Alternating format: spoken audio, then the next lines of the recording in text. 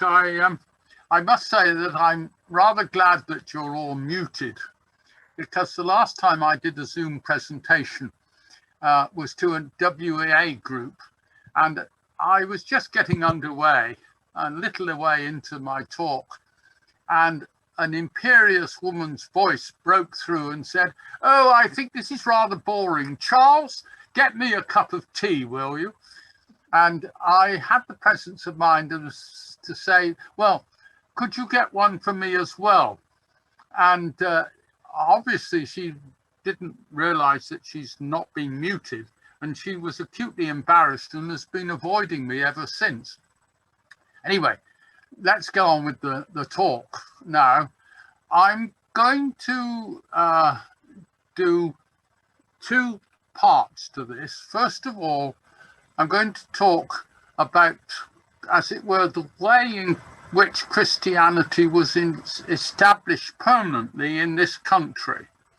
And then I'm going to look at the development of towns in early Norman England. The Dark Ages, people have this sort of rather sinister thing about this 600 years between the departure of the Romans and the arrival of the Normans.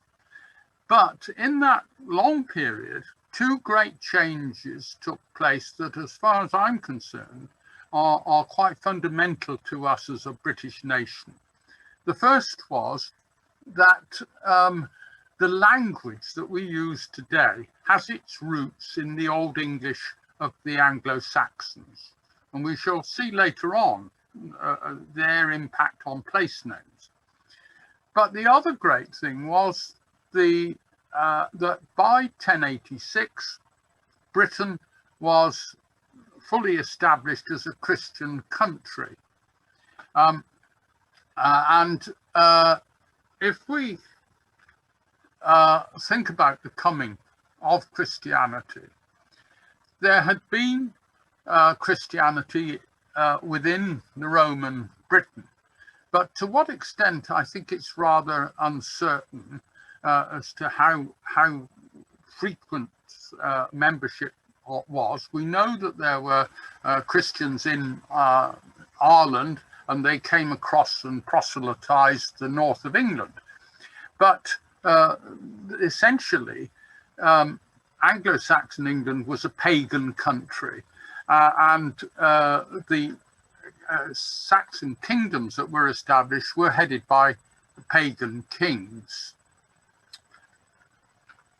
Now, this map I've put up because it shows that Britain was, as it were, not isolated from wider influences. If you look at the map of France and so on, you will see that the bottom part and stretching into Italy is where, as it were, Roman Christian faith was still holding firm. And in northern Gaul, its hold was slightly more tenuous, but there were still large and influential monasteries. And the Frankish kings that ruled there had contacts across the Channel with the British aristocracy of the Saxon kingdoms, so that they were in England aware of Roman Roman Catholicism in essence across the Channel. And if we look at the way in which Christianity was established in southern England, perhaps one of the best known things was the arrival of St. Augustine, sent by Pope Gregory in 1297. And he, being a monk, very quickly established the first monastery in southern England in Canterbury. But he converted the kingdom of Kent, but 3-4 years later, another monk called Birinus landed in the kingdom of Wessex, and we are very much in the kingdom of Wessex. And he baptized King Kinigills, if that's how you pronounce it, in 635. He was helped by the fact that King Kinigil's daughter was to wed Oswald, who was a Christian. And so I think there was a sort of bit of a push factor here. But then what do you do? The king becomes a Christian. And in those days, if the king was Christian, then the rest of the populace followed him. But how did the king and the bishop actually achieve, if you like, the Christianization of Wessex? It's how is he going to reach out into the whole of the kingdom? Well, this is a map that shows, and if you can't read the detail, don't worry about it. It's the general view that I want you to appreciate. There are two sets of body points there. One is about kingdoms, cathedrals and regular churches, and the other one is of superior churches, ones that had larger holdings and so on. But can you see that the density of those churches was very much concentrated in Wessex, in the area to the north of the Isle of Wight and into Dorset?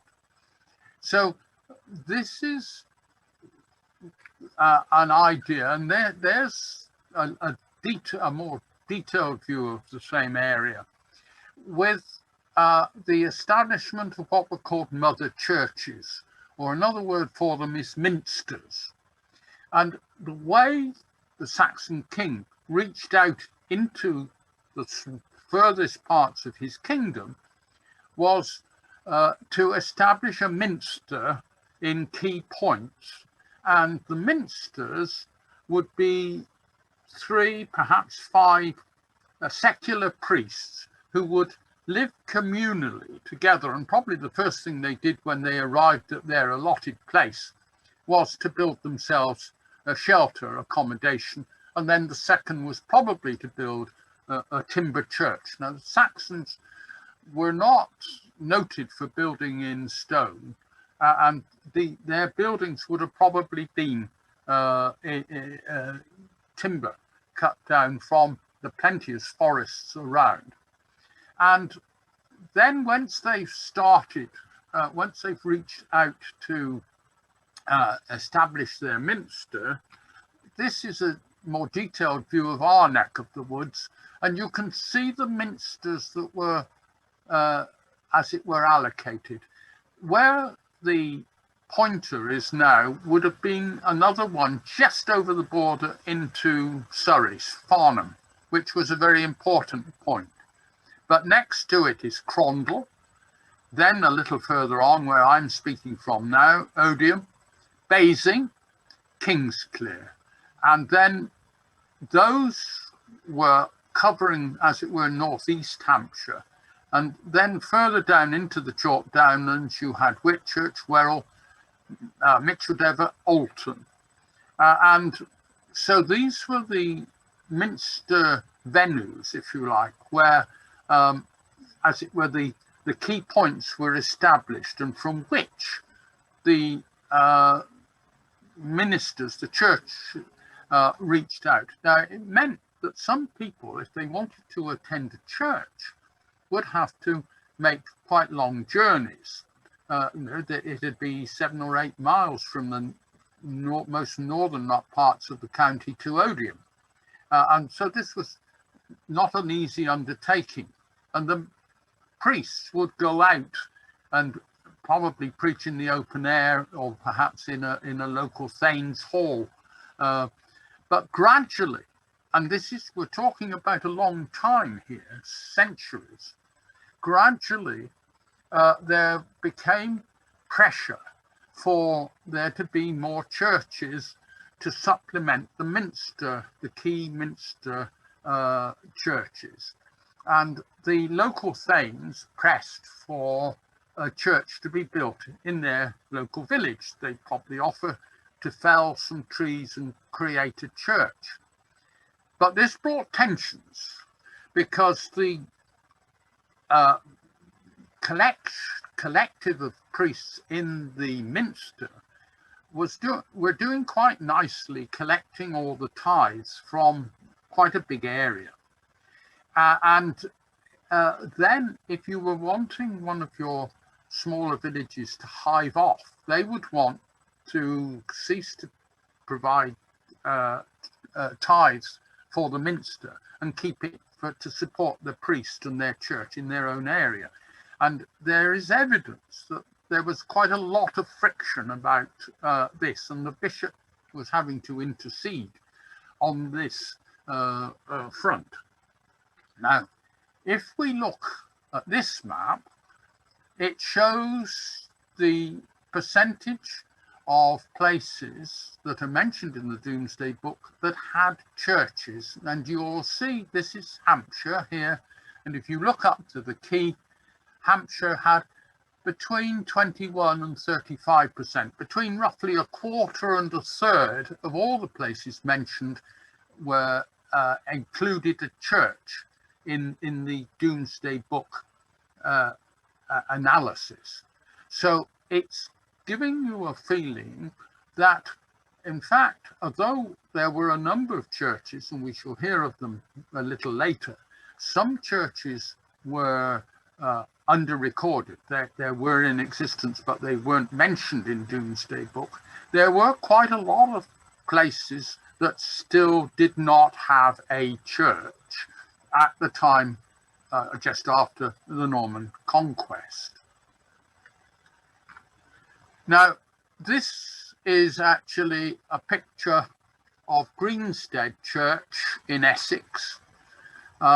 It's claimed to be the oldest wooden church in the world, and it dates from about 1000. And you can see that there are large bulks of timber resting now on a brick plinth. Obviously that was a much later addition, but it gives you an idea of the way the church would have been built over 1,000 years ago. And almost certainly the roof would have been thatched, not tiled. But this gives you an idea of the sorts of Saxon churches that were being built and in existence by the time of the Doomsday Book. And this is another example built, and this is claimed to have been built about 650 to 800, wide area, but it's a place called Ensconce up in Northumberland near Bishop Auckland. But the interesting thing about this is the form of it. It's not a big nave, but there's a plain straight nave, but a very small chancel at the eastern end. And you can see the lancet windows. This was typical small lancet windows, and also some very small windows here. This one probably a later addition, or it's almost two lancet windows put together. But the interesting thing about this church, Ensconce, is that it was built early of stone, which, as I've said, was unusual, but it was stone robbed from a Roman fort nearby. So this was built rather untypically of stone, using, as it were, stolen goods. And coming back nearer to home, this is Braymore Church near Fordingbridge in this county, built, or at least parts of it built, about 1000 AD. It's got a lot of Saxon work in it, and it's probably the finest example, perhaps Corhampton rivaling it, of a church with evidence of Saxon building in Hampshire. But these sorts of, and this church has been much extended, I must hasten to add, it would have been much smaller in Saxon time. But these are the fairly unusual evidences of Saxon, as it were, village churches. Now, if we come to the Doomsday Book, this great compendium of information, 1086, King William had it written for him to understand how wealthy the country was, so that he could, as it were, tax it. And this map shows you the distribution of places in northeast Hampshire. The size of the circles is proportionate to the numbers of people recorded in the Doomsday Book. But you can see here, from here running across here, we'll come to talk about that place later, coming up through here, Kingsclear, following the line of where the chalk dips down under the clay plain of the Thames Basin. That's one line of settlement. There's a line, the upper Itchen Valley, the upper Test Valley, rising near Overton, running down, and then the Itchen Valley from Alresford running through towards Winchester, with a scattering of smaller settlements on the chalk, Overton being a larger one. But you notice that this area here is quite sparse and quite small population area of the London Basin, heavy clays and so on. The large size of this place needs explanation because it's, as far as I'm concerned, the centre of the universe. It's odium, odium's greatest moment. You have to go back over 1,000 years. It's big because it was a former minster church. And it was a minster church really because it was a very large royal manor. Before it was split up in earlier this century, it had over 7,000 acres as a parish area. And the odium, if we go to the next slide, this shows you the minster churches that I showed you on the earlier map. The minster churches in terms of values. And you can see that odium has 250 workers, where you'd have to multiply that by probably about ×5 to get somewhere near the actual population of the place. But odium was very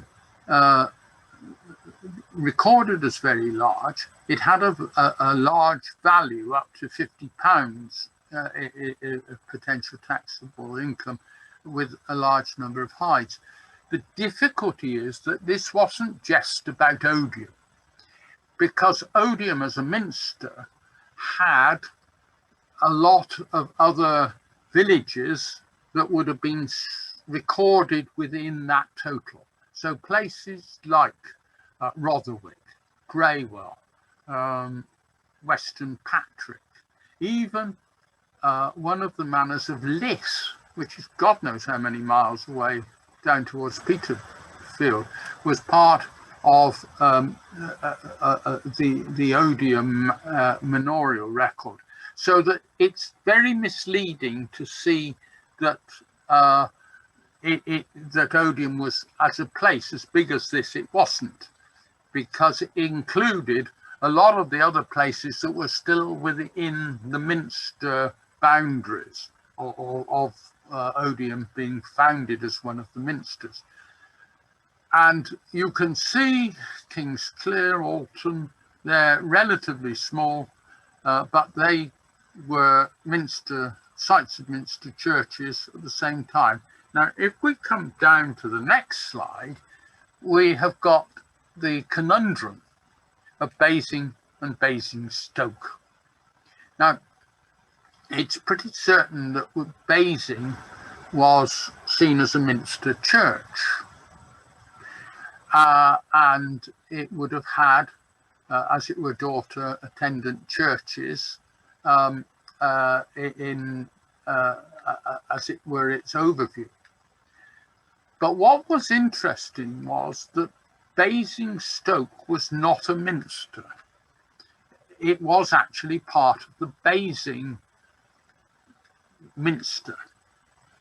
And Basingstoke, it's clear what had happened between the 10 or 400 and 1100 was that Basingstoke had grown and become more important than its, as it were, mother church, Basing.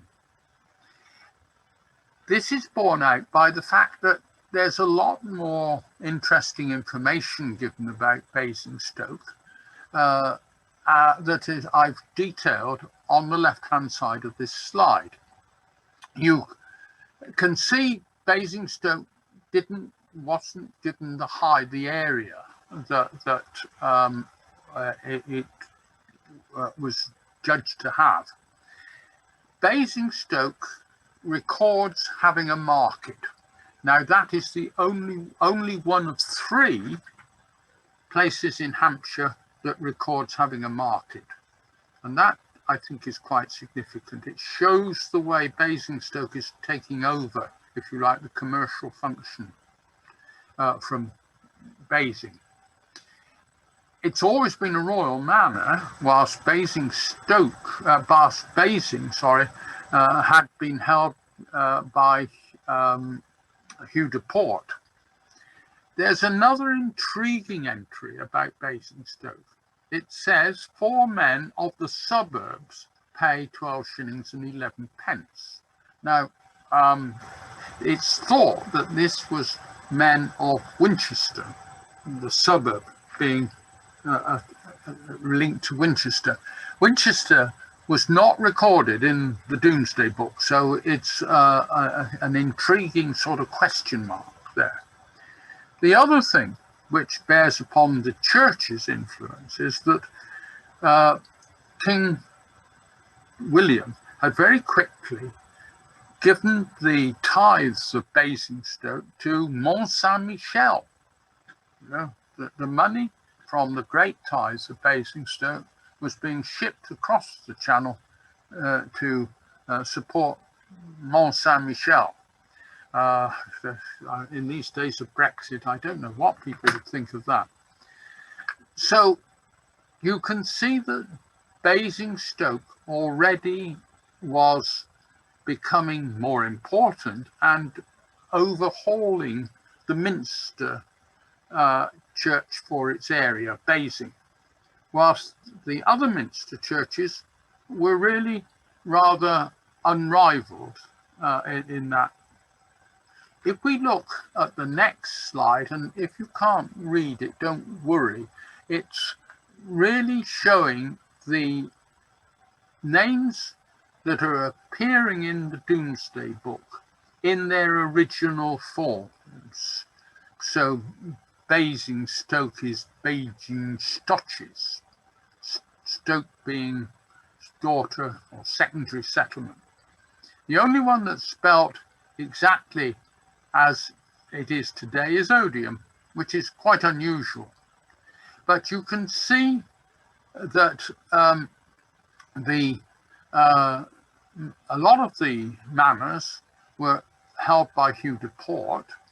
Others were held by the Bishop of Winchester, and then the black underlining, Basingstoke, Odium, were royal manors held by the king, and these were the larger ones by and large.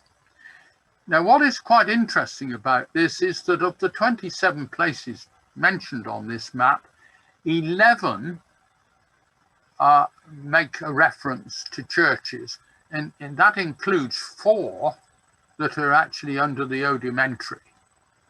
So that this is a little above average for the county. But it does mean that there were quite a number of these villages that were recorded in the Doomsday Book that yet to have a church. Those churches came in quite often in the early years, in the 12th century of the Roman occupation. And if you look at a lot of churches, village churches today, you will find the roots of them in stone building in the 12th century. But that's an overview, really, of the way in which Christianity was established in our neck of the woods. Now we're going to move to the emergence of towns. Now, let me just first of all say that towns were not a feature of Anglo-Saxon England. If you think about it, towns really are a function of trading, a market function. If you don't have a need for markets, then you don't get towns emerging.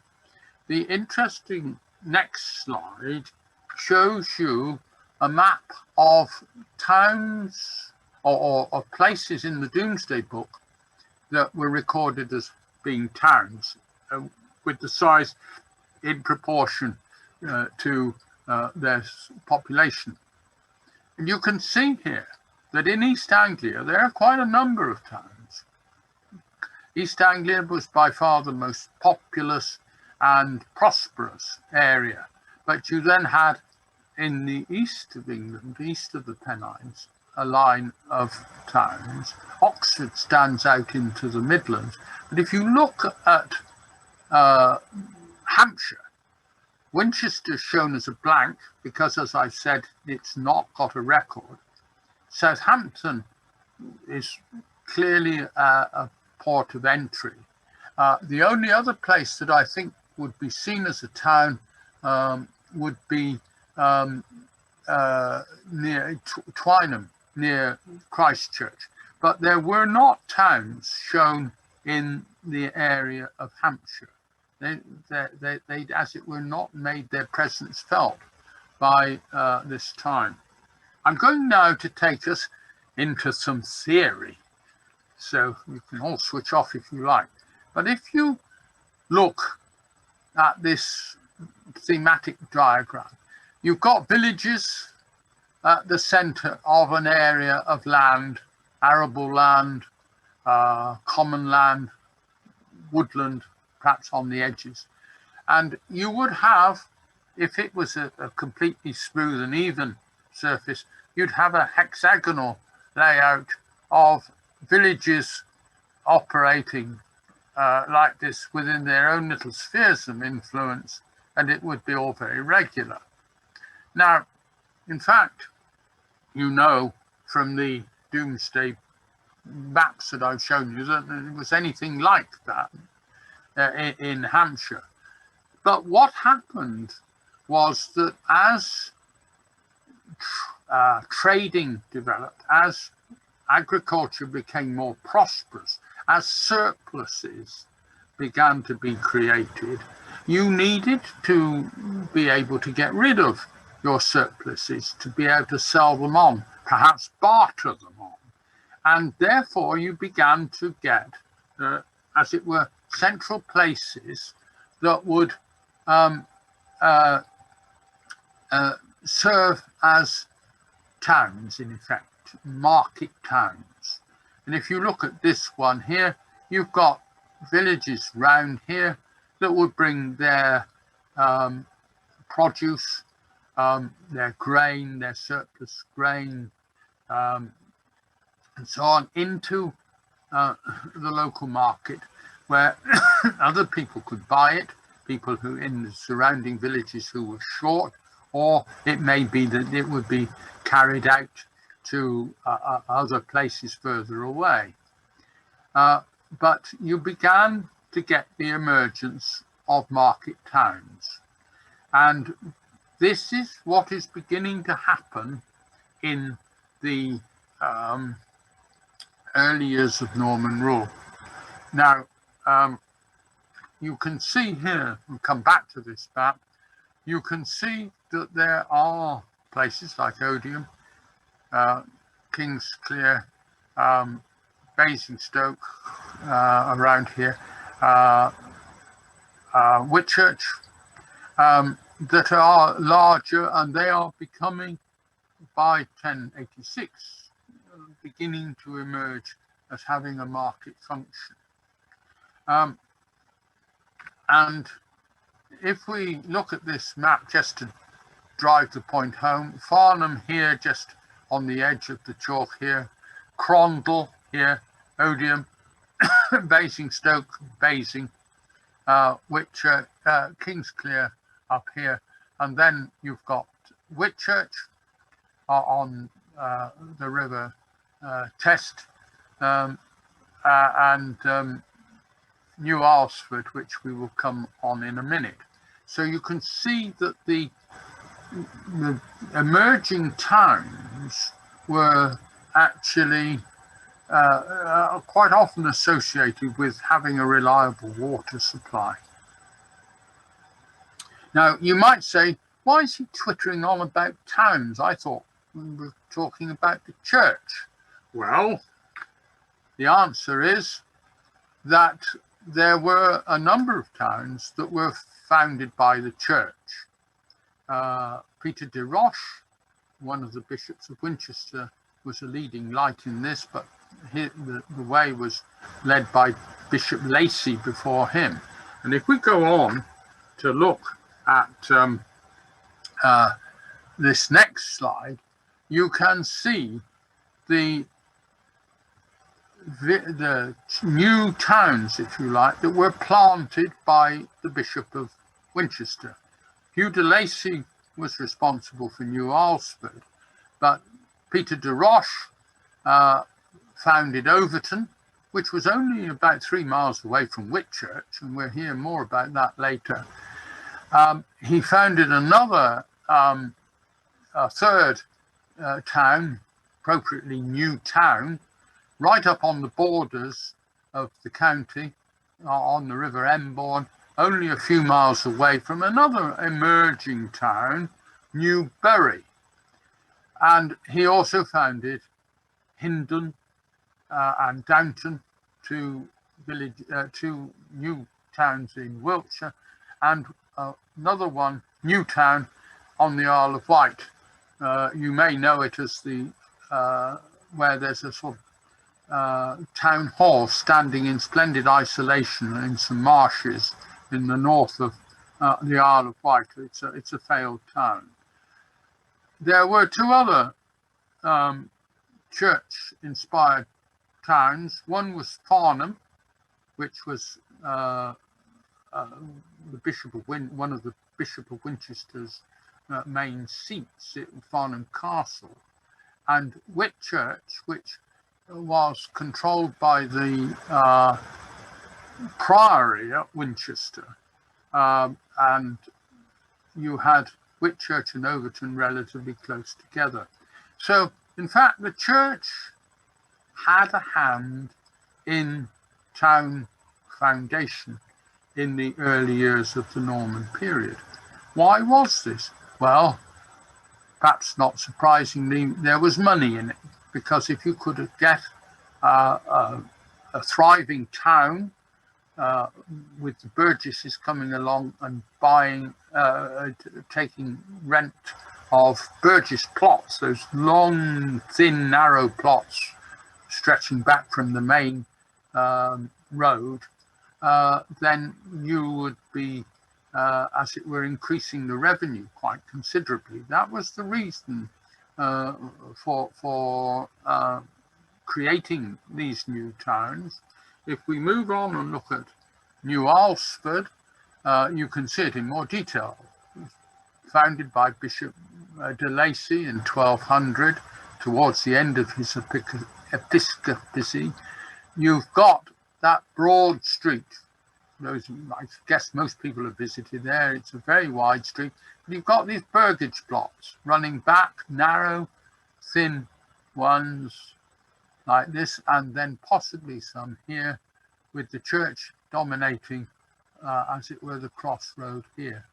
So also the pond, old Alresford pond, was here, which was when there was an attempt to canalize the river down to Winchester, which was only very partially successful, but also as a source of water power for mills. Old Alresford pond was here. The original settlement of Alresford, now known as Old Alresford, is tucked away. It's off the top of this screen, it, as it were, withered away. But Alresford itself prospered, and it later in the 13th century it even sent a couple of people to Parliament. So it was the most successful of the bishops' planted towns. And Overton, another one. You've got this wide street running back from the crossroad here. Here's the road from Basingstoke running through to Whitchurch and Andover, and indeed later on to the southwest, and another road that ran from Kingsclear to the north, running down towards Winchester. But again, you've got this broad street with burgage plots running on either side of it, and so Overton was quite successful. It was founded about 1217. Only a couple of years later, it had 22 burgesses attracted to the place, and in 1295 it returned 2 MPs, although it didn't keep that up for long. The other one is Newtown, which is perhaps at the other end of the scale. Here's the county boundary, the River Embourne. This, to orientate you, is the new road from Basingstoke to Newbury, with the roundabout that joins here. So that's really very new. The road goes on up here to Newbury, past Sandalford Priory, a church, a property that was going to be helpful for the new town. And you had then the planted town. The interesting thing was that Newtown was quite prosperous. In 1218, shortly after its foundation, it was recorded as having 12 burgesses on 67 plots. So it was going to be quite prosperous, quite successful, and it prospered during the Middle Ages. But by the 16th and 17th century, it was declining. I think probably because the rise of Newbury, which was only a couple of miles to the north of here, as it were, really overtook and overshadowed Newtown. Today, the line of the old street here is now being taken over as the drive to Newtown House. Here, you just cannot see anything above ground. The A34 takes off here, and it's now, of course, bypassed to the west. But by the 18th century, Newtown ceased to be a new town. So this really brings me to the end of this review of the way in which the church played a very considerable role. But let's just finally look at church and state. And I'm going to take you through 2 case studies. One is about Water. I call him Water de Basingstoke, but he's better known as Water de Merton. He was born, probably, it's not certain he was born in Basingstoke, but likely because both of his parents were Basingstoke people. He was educated at Merton Priory up in London and then went on to Oxford University. And he proved to be very, very bright, very able lawyer and administrator. He was a priest and he amassed a great number of livings. He was a pluralist par excellence. And one of the lesser livings that he acquired was the vicarage at Kingsclear. But this very wealthy man was serving the royal cause, and from 1261 to 3 he was actually the Chancellor of England, really perhaps the most important role. Alongside these activities, he founded a college in Basingstoke, a hospital in Basingstoke, sorry, St Michael's Hospital, which was more or less opposite to Chute House and under the, as it were, the Great Wall of Basingstoke, the new town centre. That was roughly where Merton Farmhouse and College was. And he also founded Merton College. He started it near Merton in London and then moved it to Merton College, and it became the first self-governing, self-sustaining college in Oxford University. It set the pattern of Oxford colleges, autonomous colleges making up the university. He was eased out of his offices towards the end of his life and was given, as it were, a consolation prize. He was made Bishop of Rochester in 1274, and he only lived to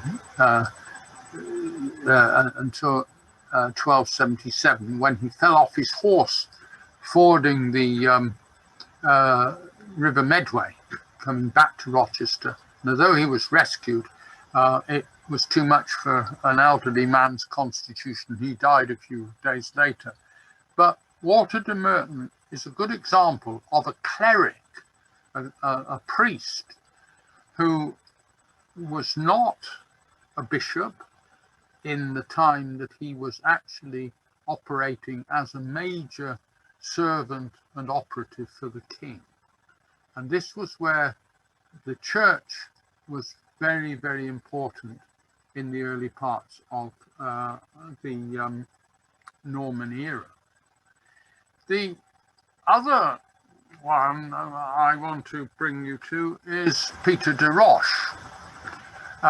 He was not an Englishman.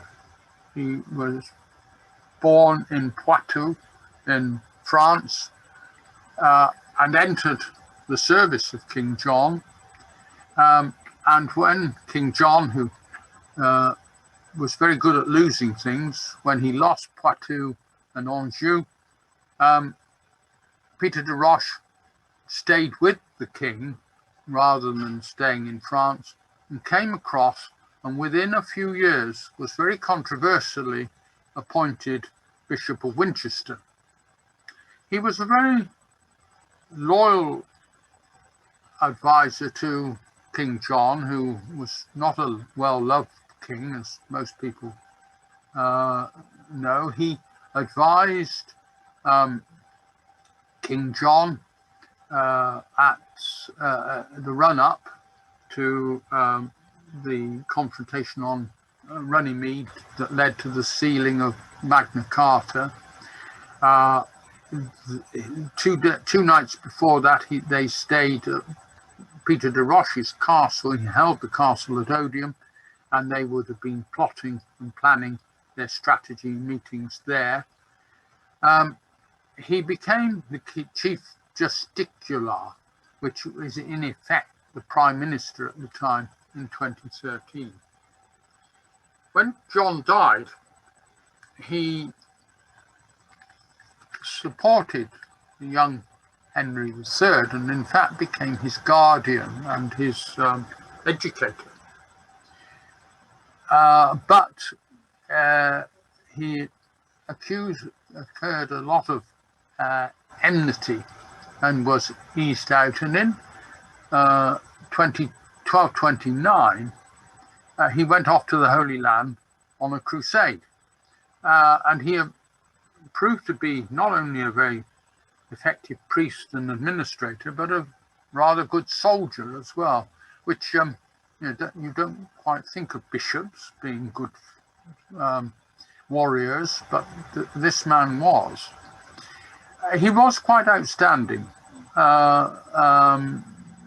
One could have reservations about him, but he left his diocese in very good shape, financially and administratively when he died.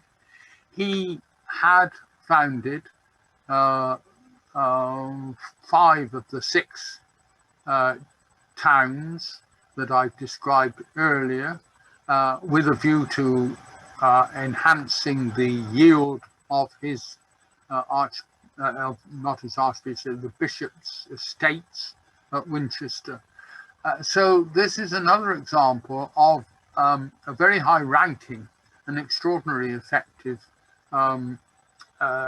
churchman at a time when people of learning and skills were in short supply and largely supplied from the church. So that brings me to the end of this sort of overview of Christianity in its sort of emerging years and then its establishment years in this country. And I will now pause and have a drink. Thank you.